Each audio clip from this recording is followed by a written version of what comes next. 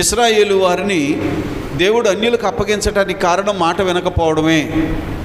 మీరు ఇలాగే నిర్లక్ష్యము చేసి మాట వినకపోతే తన సేవకుడైన నెబుకద్నెజరును దేవుడు పంపించబోతున్నాడు. అతను వచ్చి యూదారాజ్యాన్ని కూడా పట్టుకుపోతాడు. మనము చెరపట్టబోతున్నాము. మారు మనసు పొంది దేవుని మాట వినండి. ఇదే ప్రకటన.